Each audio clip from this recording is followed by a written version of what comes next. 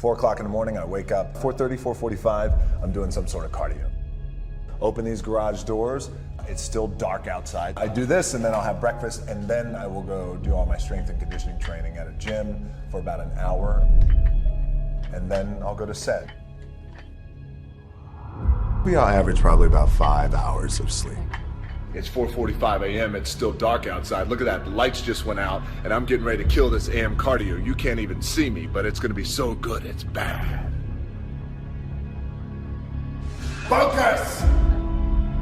If you do anything, you never want to do anything half-assed, especially when it comes to your training. Get in, be intense, execute on it, and then get out.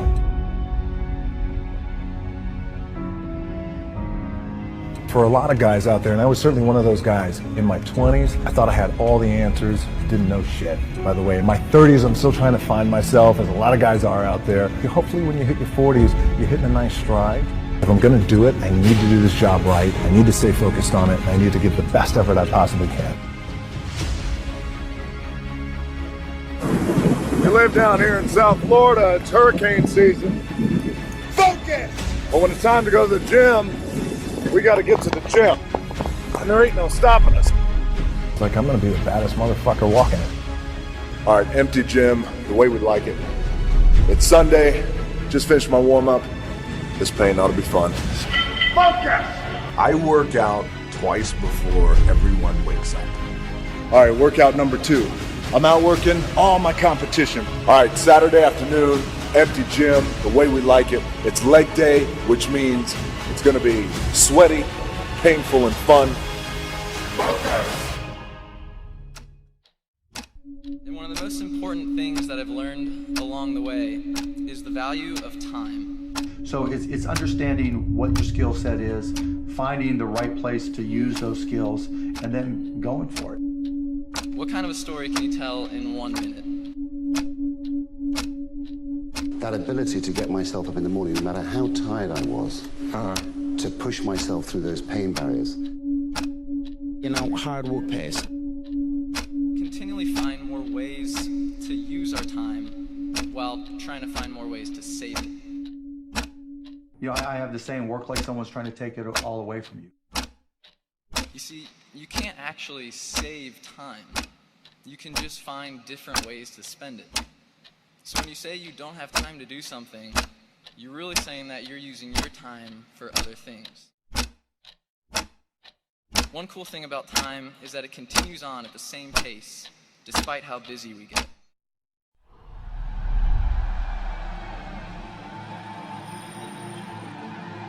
It's this time now, so we must readjust our comfort zone. See, now it's time to go to a different thought process. But the goal remains a goal until you write it on a piece of paper. Then it becomes a vision.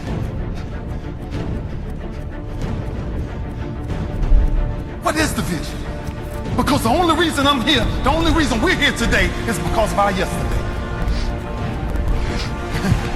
Everything I've been through has defined who I am right now. So what's the goal? What's the vision? Before anything great is really achieved, your comfort zone must be disturbed. It's the only way it works. It's the only way it works. If we don't understand what we must take back, we will never grow.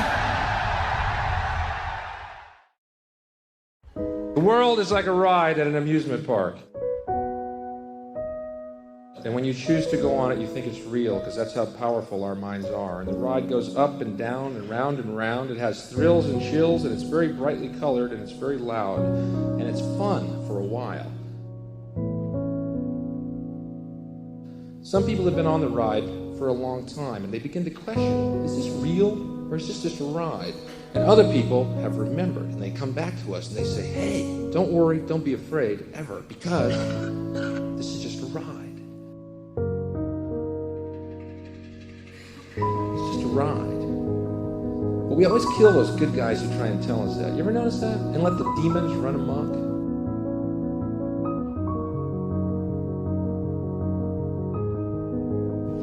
But it doesn't matter because it's just a ride. And we can change it anytime we want. It's only a choice. There's no effort, no work, no job, no savings of money. A choice right now between fear and love.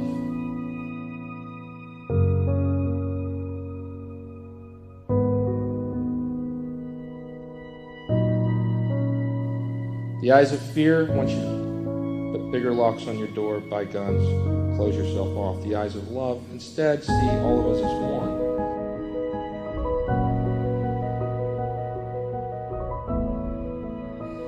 It's just a ride.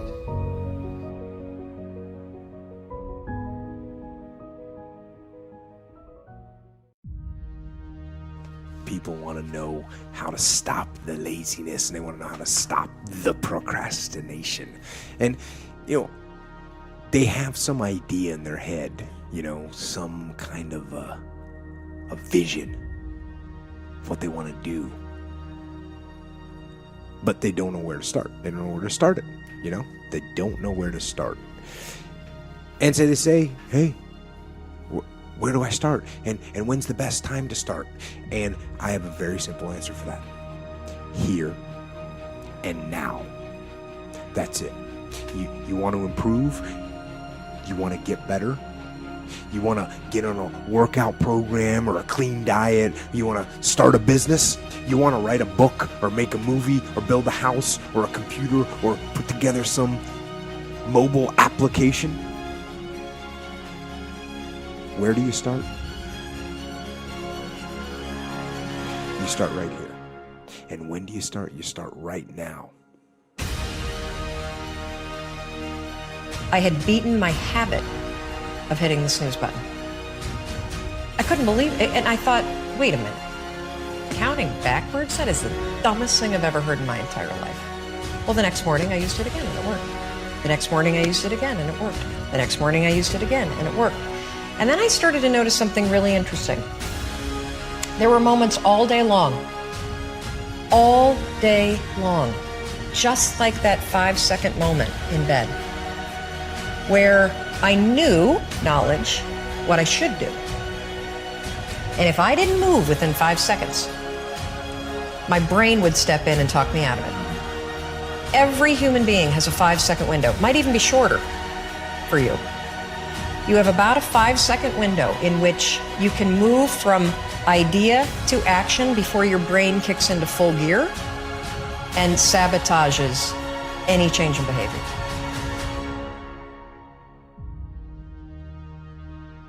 Because remember, your brain is wired to stop you from doing things that are uncomfortable or uncertain or scary.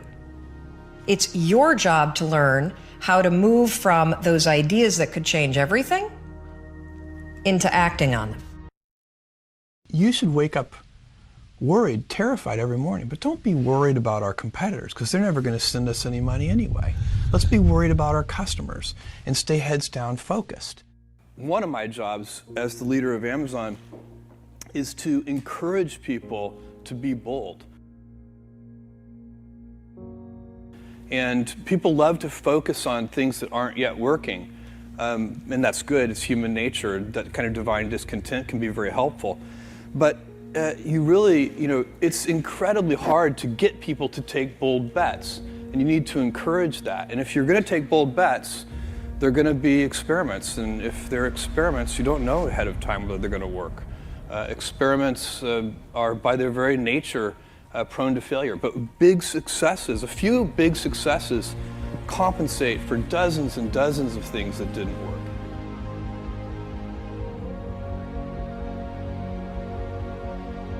I've made billions of dollars of failures at Amazon.com. Literally, billions of dollars of failures. Because we know from our past experiences that big things start small.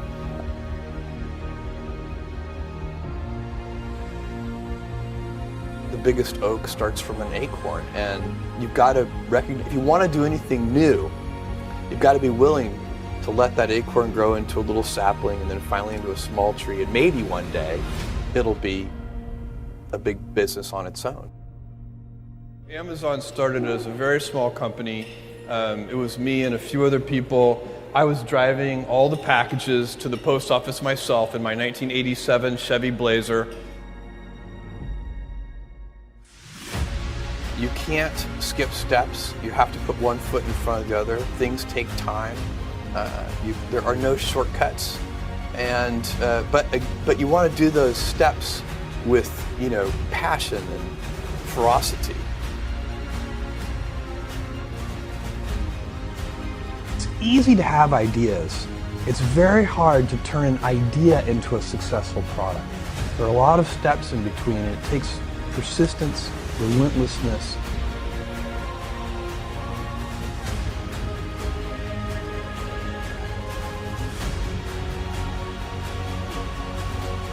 Is that stress primarily comes from not taking action over something that you can have some control over. Do something you're very passionate about. I wanted to project myself forward to age 80 and say, okay, now I'm looking back on my life.